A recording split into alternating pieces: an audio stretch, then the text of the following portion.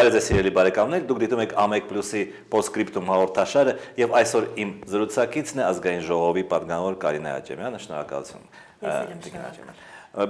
Այսօր կրկին մերժվեց գենդերի կոպիտ ասած մասին օրենքը, ինչպես եք դա մեկնաբանում, պետք է մերժվեր, այսինքն օրակարգ չմտներ, թե պետք է այնուամենայնիվ մտներ։ Այ դուք ներողություն եմ խնդրում, բայց այնքան էլ ճիշտ չձևակերպեցիք, օրենքը արդեն ընդունված է։ Մերժվեց ընդհանրեն առաջարկությունը մեր երկու պատգամավորների կողմից, որոնք առաջարկում էին փոփոխություն։ Փոփոխություններ Այդ փոփոխությունները մերժվեցին, բայց դրա փոխարեն ստեղծվել է աշխատանքային խումբ, կազմված եւ կառավարության անդամներից, եւ ազգային ժողովի պատգամավորներից, եւ իրավաբաններից, որոնք կքննարկեն անպայման բոլոր այն հարցերը, որոնք անհանգստացնում են եւ կգան ինչ-որ որոշման։ Ես արդեն հայտնել եմ իմ կարծիքը, քանի որ նաեւ քվեարկել եմ այս օրենքի օգտին, քանի որ մասնակցել եմ տարիներ շարունակ այն քննարկումներին, որոնք կանանց եւ տղամարդկանց հավասար իրավունքների եւ հավասար հնարավորությունների ապահովման մասին են։ Ես ուզում եմ նշել, որ մենք իրավունք չունենք ոչ պրոֆեսիոնալ մոտեցում ցուցաբերել։ Մենք պետք է անենք այնպես, որպեսզի դրանից չխաթարվեն մեր օրենքները ընդհանրապես, որովհետև կան կոնվենցիաներ, կան փաստաթղթեր եւ այդ տերմինը շատ տեղերում օգտագործվում է։ Մի տեղից հանելով դա հարց չի լուծում եւ ընդհանրապես լուծում է ինչ-որ տարօրինակ հարց, որը այսինքն կան այլ օրենքներ Հայաստանի Հանրապետության, հա, եւ կան միջազգային փաստաթղթեր, որը մենք ստորագրել ենք, որտեղ կա այդ բառը չարաբաստիկ։ Այո, այդ ինչու եք ասում չարաբաստիկ։ Դա որովհետեւ բոլորը հացակներ ուղղակի հնարավոր է ինչ որ կան բառեր, որոնք կարելի է շատ տարբեր ձևով, այո, տարբեր ձևով ընկալել եւ ներկայացնել։ Ես կարծում եմ, որ սա պարզապես թուր կարծիք է եւ պետք է պարզապես բացատրել։ Այս տերմինը, այո, կան կոնվենցիաներ, որոնց մենք համաձայնվել ենք, այսինքն բոլոր մենք ունենք նաև կառավարությունը ընդունել է հայեցակարգ, այսինքն չի կարելի բոլոր այդ փաստաթղթերից տերմինը հանել, բայց տերմինի իրական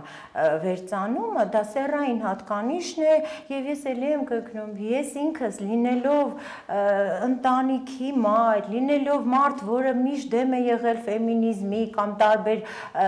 շեղումների, այսպես ասեմ, ես կարծում եմ, որ այստեղ օրենքում որևէ անհանգստացնող բան չկա, կան դրույթներ, որոնք թույլ են, կան դրույթներ, որոնց վրա պետք է աշխատել եւ այդ լրամշակումները կարվեն կառավարության հետ եւ կներկայացվեն։ Այ ընդդիմախոսները օրենքի ինչ են ասում, որ այնտեղ կան իբր դրույթներ, որ գենդերը սոցիալական խնդիր է, սոցիալական նշանակում է, որ մարդը ինքը պետք է ընտրի իր սեռը կամ դա ձեռքբերովի ինչ որ հատկություն է։ Իսկ եթե ձեռքբերովի է, ապա մարդը կարող է ամուսնանալ, այսպես գնում է, իր սեռի մարդու հետ։ Գրված է ձեռքբերովի վարքագիծ։ Ձեռքբերովի սեռը այլ բան է, վարքագիծը ես երբ որ կարդացել եմ, սոցիալական վարքագիծը բոլորն են ձեռք բերում, իրենց մանկության, պատանեկության, կրթության, ապրելակերպի այդ ամենի հետևանքով մարդը բերում է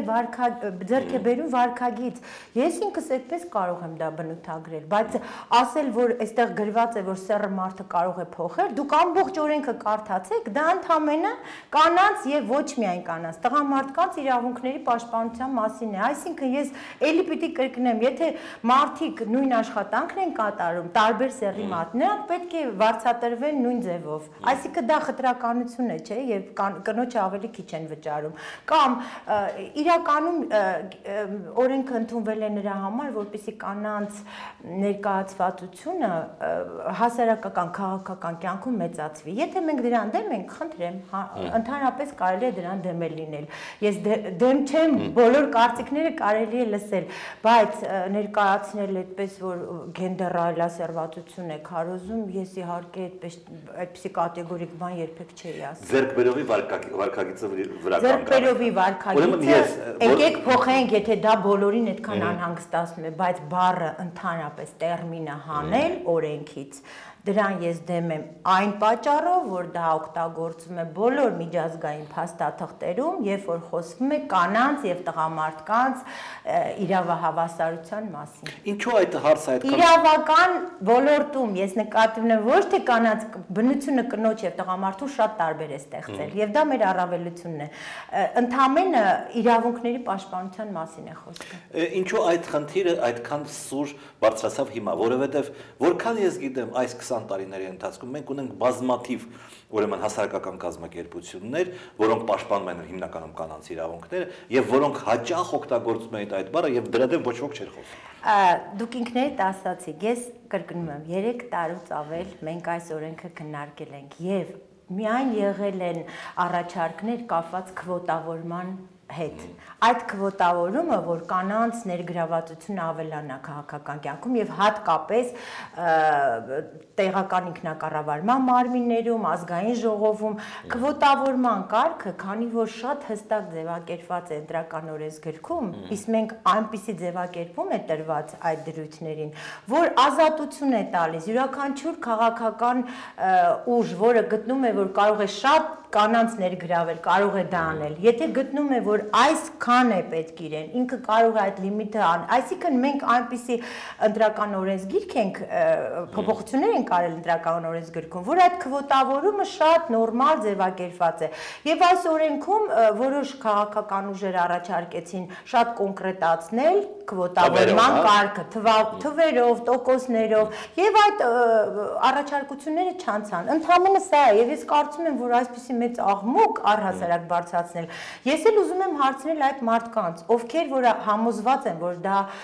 վատ տերմին է, ինչու մեզ 3 տարվա ընթացքում ոչ մի անհանգստություն չհայտնեցին։ Շատ ամիսների ընթացքում մենք 3 ընթերցումով անցկացրել ենք օրենքը, այսինքն քննարկել ենք, լսումներ ենք կազմակերպել, բոլորին լսել ենք, եւ որևէ մեկը մեզ անհանգստություն չի։ Մեկ էլ մի քանի ամիս անցնում է օրենքի ընդունումից եւ հանկարծ հայտնվում են այսպիսի մտքեր։ Ես պարզապես նախ կառավարությունը չպիտի այդքան արագ հանձնվեր եւ որոշեր, որ այո, պետք է այդ տերմինը հանվի, միայն նրա համար, որ այդ տերմինը շատ այլ փաստաթղթերում օգտագործվում է, դա արդեն հերիք է, որ տերմինը չա։ Եվ նաեւ այն մարդիկ, ովքեր կարծում են, որ դա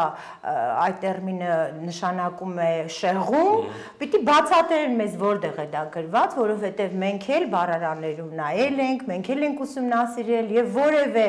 օրենքում կամ կոնվենցիայում ես այդ շեղումները չեմ տեսել։ Քվոտավորումից խոսենք, հա, մի քիչ շեղվելով, բայց էլի դա գենդերային։ Այո, գենդերային, գենդեր բառը ընդհանրապես գիտեք, դա ոչ միայն կանանց իրավունքների մասին է, այլ տղամարդկանց նաեւ, որովհետեւ կան ոլորտներ, որտեղ եւ տղամարդկանց իրավունքները չեն պաշտպանվում, դա առողջապահության ոլորտն է, կրթական, որտեղ մենք ուզում ենք ունենալ օրինակ տղամարդ ուսուցիչներ։ Քվոտավորման վերաբերյալ, արդյոք դա ի վերջո խտրականություն չէ հենց կանանց նկատմամբ, այսինքն ես կուզենայի քվեարկել ձեզ կամ չքվեարկել որպես Կարինե Աճեմյանի եւ ոչ թե որպես կնոջ, հասկանում եք, այսինքն զորով դեմ տալ կնոջը ցուցակի մեջ կամ եւ այլն։ Գիտեք, դա իմ անձնական կարծիքն է, որտեվ այստեղ կարծիքները շատ տարբեր են եղել։ Ես լսել եմ բոլոր մեր քաղաքական ուժերի ներկայացուցիչներին, ես ինքս էլ համարում եմ, որ դա շատ վիրավորական է, որովհետև եթե դու նայում ես, եթե դու արհեստականորեն բարձրացնում ես կանանց թիվը, դա շատ տարբեր վատ հետևանքների կարող է բերել։ Օրինակ, Անգլիայում լեյբորիստական կուսակցությունը այդպես էլ արեց, քվոտավորեց, շատ կանանց ներգրավեց, բայց հետո դրա համար էլ շատ քիչ ձայն ստացավ, որովհետև պարզվեց, որ այնքան էլ արդյունավետ չէր աշխատանքը։ Ընդհակառակը պիտի նայել մարդու ունակություններին։ Մարդը, որը ի վիճակի է, ես գտնում եմ, որ կինը իր վրա մեծ պատասխանատվություն է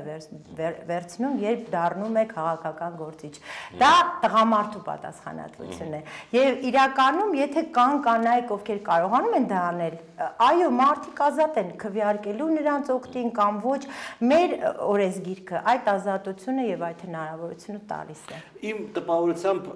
այսօր որ նայում եմ ուրեմն ուղիղ հեռարձակում, իդեպ լավ է որ ուղիղ հեռարձակում է ինտերնետով մարդիկ կարող են, որովհետեւ բոլորը տեսնում են ինչ է կատարվում։ Ձեր գործընկերները ոչ բոլորը գիտեն թե ինչ է նշանակում վարման կարգի վարման կարգը քննարկել, որովհետեւ խոսքը օրակարգ մտցնելու չմտցնելու մասին է։ Վարման կարգը դա օրենքի քննարկում չէ, բայց բոլորը այդ վիդեոն ես նայեցի, դա տևում էր մոտավորապես 25 րոպե, այսինքն 25 րոպե մարդիկ քննարկում էին արդեն օրենքը, այդպես է թե չէ։ Նախկինում մեզ մոտ այդպիսի բաներ չեն եղել, ես ցավով պիտի նշեմ, որ երևի թե կան падգամավորներ, որ կամ օգտվում են առիթից, կամ լավ չեն ուսումնասիրել ազգային ժողովի կանոնակարգը, որովհետև այո,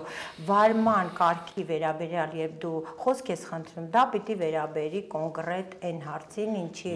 այսինքն օրենքի քննարկում այստեղ չպիտի արվի, եւ Դավիթ Հարությունյանը վերցրեց ձայն եւ հենց դրա մասին ասաց, բայց միջև դա արդեն այսպես ասած օրենքի քննարկում տեղի ունեցավ, որը իրականում չպետք է լինի։ Պատգամավորները շատ են տանջվում, որ հիմա նրանց աշխատավարձը պիտի բարձրացվի եռակի կամ քառակի կամ չգիտեմ ինչ։ Պարոն Աբրահամյան, սա էլ այս հարցն էլ սա շատ կարևոր օրինագիծ է, որովհետև համակարգում է ամբողջ մեր հանրային ծառայողների աշխատավարձների կարգը։ Սա ոչ թե բարձրաստիճան պաշտոնյայի մասին օրինագիծ է, այլ պետական պաշտոնյաների, որոնց թիվը 165,000-ի կարգի է, իսկ բարձրաստիճան պաշտոնյաները ընդամենը 600-ից մի փոքր ավել։ Այսինքն, ելնելով նվազագույն աշխատավարձի տրամաբանությունից, շատ երկրներ քաղաքակիրթ ունեն այս համակարգը, որի վրա ձևավորվում է աշխատավարձների այդ կարգը եւ որը շատ կարեւոր է, որովհետեւ հանրային ծառայողը, պետական պաշտոնյան ավելի պաշտպանված է լինում։ Եվ սա վերածել միայն քննարկում, ես ինքս որևէ կերպ չեմ մասնակցել падգամավորի մասին, աշխատավարձի մասին քննարկումներին, որովհետեւ ինքս համարում եմ, որ դա տեղին չի, էթիկայի նորմերից դուրս է, քանի որ այո, կան շատ մարդիկ, նաեւ իմ ամուսնու մայրը, որը շատ քիչ նվազագույն թոշակ է ստանում, այսինքն այս դեպքում չի կարելի դրա մասին խոսել, բայց հարցը դրան չի վերաբերվում։ Սա օրենք է, որը կանոնակարգում է մեր հանրային ծառայողի պետական պաշտոնյայի աշխատավարձերը եւ այս օրենքին դեմ չի կարելի արտահայտվել։ Ինչպես տեսակ, նաեւ ընդդիմադիր ուժերից կողմ խոսեցին, որովհետեւ իրականում ով որ պատկերացնում է սա ինչ համակարգ է, անպայման ուզում է, որ մեր երկիրը ինտեգրվի այդ համակարգին եւ ունենա այդ համակարգը, որի հիման վրա հետագայում իհարկե կլինեն փոփոխություններ, եթե գտնում են, որ պետք է իջացնել, թող իջեցնեն, բայց այնտեղ կարգավորված են սանդղակներով, որը ես համարում եմ շատ կարևոր։ Այսինքն սա մի գաղափար է, որը իրականացվում է ներկայացվել է կառավարության կողմից եւ մենք չեմ կարծում, որ իրավունք ունենք դրան դեմ լինել, որովհետեւ սա շատ քաղաքակիրթ ձև է կանոնակարգելու աշխատավարձերը պետական պաշտոնյաների։ Էթիկայի տեսակետից ինչը ճիշտ կլիներ իմ կարծիքով, որ դուք այո կողմ քվեարկեիք այդ օրենքին, բայց այդ օրենքը ուժի մեջ կմտներ հաջորդ կազմի համար ազգային ժողովի, որպեսզի չստացվեր, որ դուք ձեր աշխատավարձը բարձրացնեք։ Իսկ մենք մեր մասին ենք, ես 100 հոգին 165,000-ի մեջ, այսինքն բոլորը սպասեն, որովհետև մենք դա մեր մասին չի։ Այդ 165,000-ի մեջ մտնում են եւ բժիշկներ, եւ ուսուցիչներ, եւ մշակույթի մարդիկ, որոնց մոտ աշխատավարձի բարձրացում է տեղի ունենում։ Այդ համակարգը ըստ ծանդղակների ձևավորում է մեր ամբողջ պետական պաշտոնյաների այդ կազմը, այսինքն գիտեք ինչ, վերագրել միայն 131 հոգու կամ նախարարների դա ճիշտ չի։ Եթե իրականում վերցրեք, նայեք ամբողջ օրենքը եւ նայեք թե ինչքան մարդ է ընդգրկված, արդյոք 131 հոգու պատճառով կարելի է այդքան մարդու աշխատավարձ չբարձրացնել, որովհետև դա կանոն է, դա սանդղակների կարգ է, որը բոլորի համար պետք է գործի։ Բայց այդ կարգի Ես ինչքան հնարավոր է մատչելի եմ ուզում բացատրել, որովհետև անդադ խոսում է բարձրաստիճան պաշտոնյայի մասին, նրանք շատ քիչ են այս սանդղակներում ներկայացված։ Այդ բարձրաստիճան պաշտոնյաները ստանալու են ասենք 100%-ով ավելի շատ աշխատավարձ։ Ուսուցիչը ստանալու է 10%-ով ավելի բարձր աշխատավարձ։ Պարոն Աբրահամյան, այո, իսկ դուք համարում եք, որ հանրապետության նախագահը, ազգային ժողովի մի անձնավորեք, բայց համարում եք, որ նա չպետք է ստանա ամենաբարձր աշխատավարձը, ես համարում եմ, որ դա այդպես պետք է լինի, որովհետև դա բարձրագույն ինստիտուտն է, ամենամեծ պատասխանատվությունը հանրապետության նախագահի վրա է դրված եւ ըստ այս սանդղակների հենց նրանով էլ սկսվում է ամենաբարձր սանդղակը, այսինքն այստեղ ես որևէ տարօրինակ բան, ես էլ եմ կրկնում, պետք է մի քիչ մեծացնել մտածելակերպը, լայնախոհ լինել, ոչ թե կենտրոնանալ եւ անձնավորել, ինչպես անում են։ Ես ինքս աշխատավարձով ապրող падգամավոր եմ եւ ինձ թույլ չէի տալ եմ կրկնում դրա մասին խոսել, եթե չպատկերացնեի, թե սա ինչի մասին է։ Ես 165,000-ի մեջ այդ պաշտոնյաները ավելի քիչ են, բայց արդյոք ձեր ընտրած падգամավորը, անկախ նրանից ով է նա, մի անձնավոր եք, չպիտի դուք նրան վստահում եք, նա վրա մեծ պատասխանատվություն եք դնում, նա ուսուցչի չափ պիտի ստանա, թե ավելի ցածր պիտի ստանա, թե ավելի բարձր, սա շատ տրամաբանական բան է։ Ուղղակի մենք, քանի որ ազգային ժողովի հեղինակության վրա անընդհատ ազդում ենք եւ բոլորին թվում է, որ ենք կարող են եւ падգամավոր լինել, եւ նախարար լինել, եւ շատերը կարծում են, որ անպայման ուրիշի փոխարեն կարող էին ավելի լավ աշխատել։ Ես ինքս մտածում եմ, որ այսօր մեր ամենամեծ խնդրեմը նա է, որ մենք ամեն մեկս մեր տեղում չենք նպաստում մեր երկրի զարգացմանը։ Եթե ամեն մեկը իր գործը լավ անի, հավաքարարից սկսած, ապա մենք որևէ խնդրեմ չենք ունենա։ Բիզնեսմեն падգամավորները իրենց տեղում են։ Բիզնեսմեն падգամավորները նախ բիզնեսմենը մի քիչ կոպիտ է ասված, որովհետև իրենք այո իրավունք ունեն օրենքով ունենալ սեփականություն։ Բայց այն падգամավորները հիմա մենք ասենք եթե նայում ենք, եթե էլի նայում ենք ընդհանուրի մեջ, չենք կարող, չէ՞, մեկինը բարձրացնել, մյուսին իջացնել կամ այդպես տարբերակել։ Դա չի կարելի, որովհետև падգամավորը մնում է падգամավոր։ Հիմա նրա պատճառով, ասենք, մի падգամավորի, որին այդ գումարը այնքան էլ պետք չի։ Այս սանդղակների համակարգը չձևավորենք ու չներկայացնենք հիմնավոր մի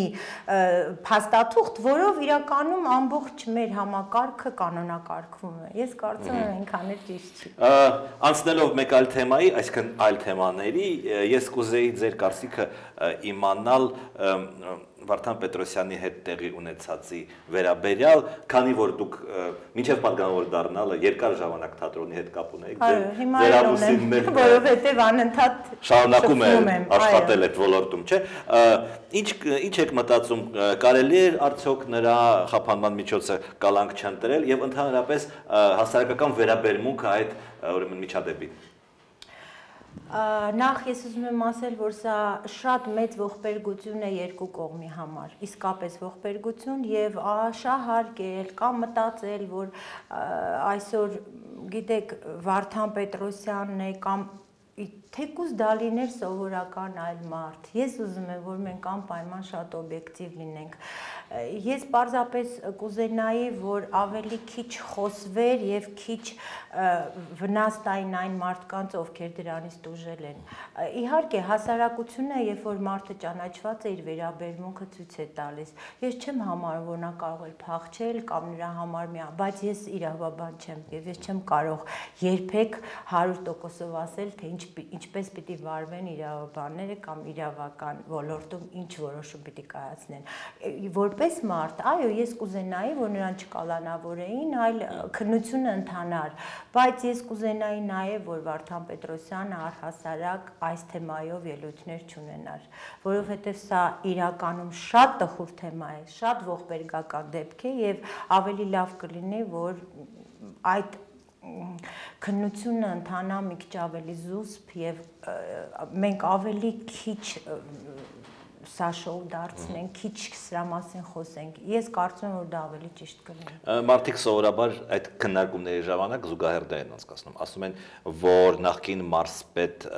Սուրիկ Խաչատրյանի որդուն, որը կասկածելի հանգամանքով ազատ են արձակվել, իսկ ահա այս դերասանին, որին բոլորը սիրում են, կասկածելի հանգամանքներում ուրեմն ձերբակալում են։ Այդ զուգահեռներին ինչպես եք վերաբերվում։ Դե ընդհանրապես մարդու անմեղության կանխավարկածը պետք է բոլորի վրա անդրադառնա։ Օրենքը, ես միշտ ասել եմ եւ ասելու եմ, որ պիտի բոլորի համար լինի նույնը։ Ես գիտեք, էլի շատ ծանր հարց է եւ շատ ես գիտեի որ դուք ինձ հաճելի հարցեր չեք տալու, բայց ես զգուշացել եմ։ Բայց ես ինքս շատ քանի որ իրավաբան չեմ, միշտ շատ զգուշությամբ եմ վերաբերում այս հարցերին, որովհետև ես մանրամասնորեն եւ խորությամբ չգիտեմ այնտեղ ինչ է կատարվել։ Ես միշտ ուզում եմ հավատալ եւ այդպես էլ պիտի անենք մենք բոլորս, որպեսզի կայանա մեր համակարգ արդարադատության,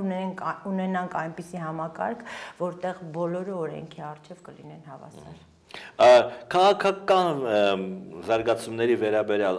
վերջերս Շանթ Հարությունյանը փորձ արեց երթ կազմակերպել պայթուցիկներով եւ փայտերով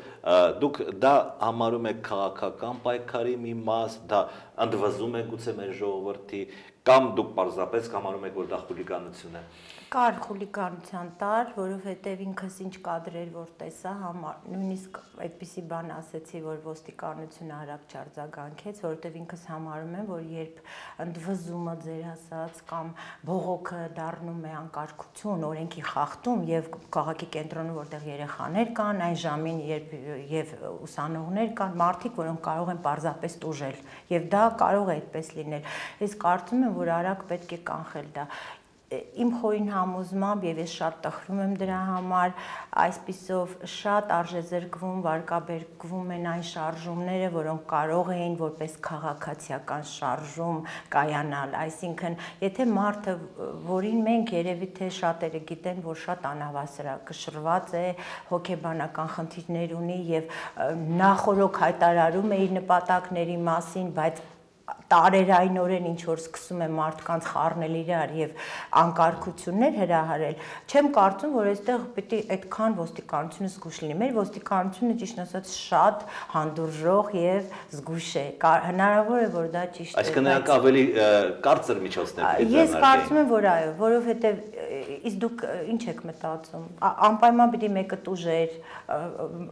որևէ վատ բան արձանագրվեր, այդ դեպքում անպայման ոստիկանությանը կմեղա։ Ես ինքս կմեղադրեի։ Մեր տնից շատ հեռու չէր այդ դեպքը եւ այդ օրը կային միջոցառումներ եւ ես տեսա որ ինչ որ պայթուցիկ նյութեր օգտագործվեցին, մահակներ եւ շատ հնարավոր է որ անցորդներ տուժեն։ Ես համարում որ սա էլեմենտար կարգի խախտում է, անօրինականություն, իսկ եթե իրականում այո բողոքներ կան եւ մարդը իրավունք ունի իր բողոքը հայտնելու, դա այդ ձևով երբեք չի արվում։ Եվ ես չի ուզենա, որ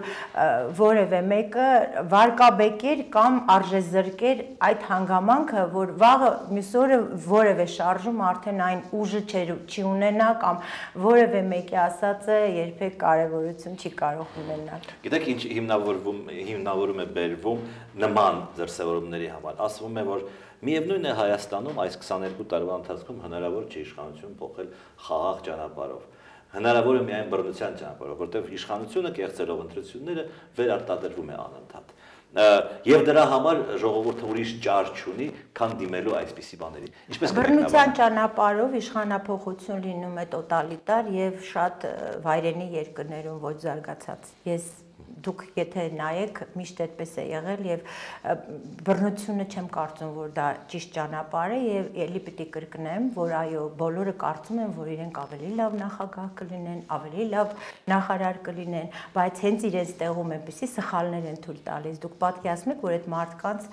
ասենք վստահվի որևէ պաշտոն, դա չափազանց վատ հետևանքներ կունենա։ Մեր երկրում շատ վատ մթնոլորտ է ձևավորվել։ Մենք բոլորս անդադ քննադատում ենք, այդքան քննարկել, քննադատել ուրիշի աշխատանքը չի կարելի։ Կարելի է սկսել հենց քեզանից, մարդը պիտի անպայման նայ ինքը ինչ է տալիս իր երկրին, ընդհանրապես ինչպես է իրեն պահում։ Եվ այդ տարածվում է նաև մեր երեխաների վրա, որ ես համարում եմ շատ վատ երևույթ, բացասական, որովհետև իրենք անընդհատ այդ բողոքը, դժգոհությունը տեսնում են, իսկ ինչու մենք որևէ լավ բանի մասին երբեք չենք խոսում։ Ինչու չենք խոսում, թե ինչ է տեղի ունենում մեր երկրում, երբ շատ ասենք ես 3 շատ լավ համերգի եմ մասնակցել, որևէ մեկին դա հետաքրքրում է, համերգ, որի ժամանակ երաժիշտը եւ ոչ երաժիշտը այնպեսի լիցքեր է ստացել, այդ համերգը տեղի ունեցավ Երևանի կենտրոնում, ով է դրա մասին խոսում։ Նաեւ այո, կան իրադարձություններ, որոնք շատ դրական են, դրանց մասին չի խոսում, չի լուսաբանում, ես ձեզ ցավով պիտի ասեմ, որ ես իմացա, որ հեռուստատեսությունում ամենառեյտինգային հաղորդումը մի հաղորդում է, որը ես երբեք չեմ նայի, որովհետև այնքան բացասական լիցքի հաղորդում։ Դրանից մարդկանց մտածելակերպն էլ է փոխվում։ Այսինքն, եթե մենք կարողանանք վերջապես, իհարկե ես էլ ունեմ դժգոհություններ, այդպես չի, որ մեր կյանքը շատ երջանիկ է եւ մեր շրջապատում կան վատ ապրող մարդիկ, բայց չի կարելի անընդհատ սևեռվել վատի վրա եւ չի կարելի անընդհատ մխրճվել ուրիշի պարտականությունների մեջ, ես համարում եմ դա ճիշտ չէ։ Անկախ նրանից, թե մարդը ինչպես է իր պարտականությունները կատարում, ցավոք սրտի վերջին հարցը մենք պիտի արդեն ավարտենք, կարևոր է արդյոք, որ այդ մարդը ընտրվի օրինական ճանապարհով, այդ падգամավորը, այդ նախագահը, քաղաքապետը, գյուղապետը եւ մնացած։ Եթե նրանց ընտրվելու կապակցությամբ չկան կասկածներ, ապա այդ քննադատության համենայնպես 50%-ը չի լինի։ Բայց հիմա մենք որևէ բանի հավատում ենք արդյոք։ Մենք անընդհատ կասկածի ենք դնում բոլոր տեսակի ընտրությունները, ամեն ինչ անում ենք, որպեսզի խեղաթյուրենք, նաև այն դեպքերում, երբ նորմալ ընտրությունն է տեղի ունենում, այսինքն անընդհատ այդ անվստահությունը սերմանում ենք եւ դրա պատճառով մենք իրականում իհարկե կարեւոր է, որ օրենքով ընտրվի, շատ կարեւոր է, որ մարդը ինքը զգա, որ ինքը ընտրված է եւ գիտեք ինչ, ճիշտ է, մեր ընդդիմությունը շատ այս վերջի տարիներին շահարկեց այդ թեման այն առումով, որ անverջ խոսվեց կեղծված ընտրությունների, միջև ընտրությունները անverջ դրա մասին, եկեք բոլորով ամեն ինչ անենք, որպեսզի դա տեղի չունենա, բայց նախորոք անընդհատ խոսել դրա մասին, անընդհատ մարդկանց ուղեղի մեջ կաթեցնել, որ այո, ընտրությունները անպայման կեղծվելու են, դա ոչ մի լավ բանի չի բերի եւ իրականում լինում են դեպքեր, երբ շատ լավ ազատ նորմալ ընտրություններ են, բայց մենք դրանք էլ ենք կասկածի տակ դնում։ Շնորհակալություն հետաքրքիր զրույցի համար։ Ես էլ եմ շնորհակալ։ Սիրելի բարեկամներ, իմ զրուցակիցն էր ազգային ժողովի պատգամավոր Կարինե Աճեմյանը։ Մենք վաղը նորից կհանդիպենք, ցտեսություն։